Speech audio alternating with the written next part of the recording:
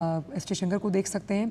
यहाँ अगर हम मालदीव की बात करें तो वहाँ से भी उच्च प्रतिनिधिमंडल यहाँ पर मौजूद है और प्रधानमंत्री के साथ भी आप देख सकते हैं कि रक्षा मंत्री राजनाथ सिंह मौजूद हैं, विदेश मंत्री एस जयशंकर भी मौजूद हैं। तो जैसे हम लगातार सुबह से चर्चा कर रहे हैं कि ये जो 5 दिवसीय दौरा है राष्ट्रपति मोइजू का मालदीव के राष्ट्रपति, उस लिहाज में कई अहम MOUs पर हस्ताक्षर होने के साथ साथ तकनीक की जब हम बात करते हैं इंफ्रास्ट्रक्चर को मजबूत करने की, हम बात करते हैं एक स्ट्रेटेजिक पार्टनर के तौर पर बहुत अहम है मालदीव भारत के लिए। हेल्थ केयर और शिक्षा का अगर हम जिक्र करें तो वहाँ पर हॉस्पिटल्स के विकास के लिए, टेक्निकल इंस्टीट्यूट के प्रोग्राम्स को आगे बढ़ाने के लिए मालदीव को भारत की ज़रूरत है।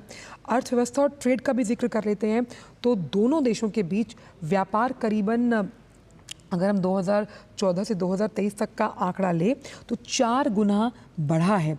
और टूरिज़्म के लिहाज से मालदीव की जो अर्थव्यवस्था है वो कई मायनों में भारत पर निर्भर करती है। तो उस लिहाज से ये बहुत अहम दौरा। इंफ्रास्ट्रक्चर डेवलपमेंट इसलिए भी इम्पॉर्टेंट है क्योंकि मालदीव के जब हम बुनियादी ढांचे के विकास की बात करते हैं तो मालदीव में कई बड़े एयरपोर्ट्स हैं जिनकी तैयारी में भारत की अहम भूमिका है। और ग्रेटर माले कनेक्टिविटी प्रोजेक्ट इसका सबसे बड़ा उदाहरण है क्योंकि राजधानी माले को वो उसके जो तमाम द्वीप हैं, क्योंकि द्वीपों को कनेक्टिविटी के साथ जोड़ना एक चुनौती है जिसमें भारत मालदीव की मदद कर रहा है। तो राजधानी माले के जो तमाम इम्पॉर्टेंट द्वीप हैं जो पर्यटन के लिहाज से बहुत इम्पॉर्टेंट हैं और इस प्रोजेक्ट के लिए $50 करोड़ की राशि भी दी जा चुकी है। तो आप देख सकते हैं द्विपक्षीय वार्ता इस वक्त चल रही है जहां प्रधानमंत्री नरेंद्र मोदी मौजूद हैं, मोहम्मद मोइजू जो कि राष्ट्रपति हैं मालदीव के।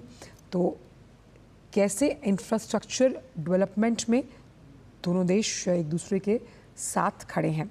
डिफेंस सेक्टर की अगर बात की जाए तो डिफेंस सिक्योरिटी सेक्टर में भी 1988 से भारत मालदीव का सहयोगी रहा है। 2016 में भी संबंध में एग्रीमेंट हुआ। और मालदीवियन नेशनल डिफेंस फोर्स की अगर बात की जाए तो वहाँ डिफेंस ट्रेनिंग का जो सामान है, जो उपकरण है, वो 70% भारत मुहैया करवाता है। यानी कि डिफेंस प्रोडक्शन और डिफेंस के पूरे क्षेत्र में अगर बात की जाए मालदीव्स की तो भारत अहम साझेदार है।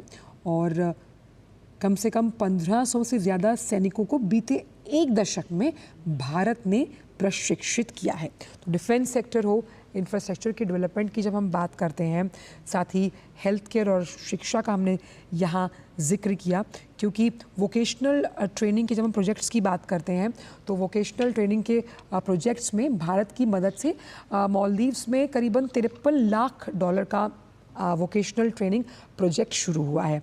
तो वहाँ जो वोकेशनल ट्रेनिंग है उसको कैसे गति मिलेगी, इस लिहाज से आप देख रहे हैं कि लगातार संबंधों में ऊष्मता आती हुई।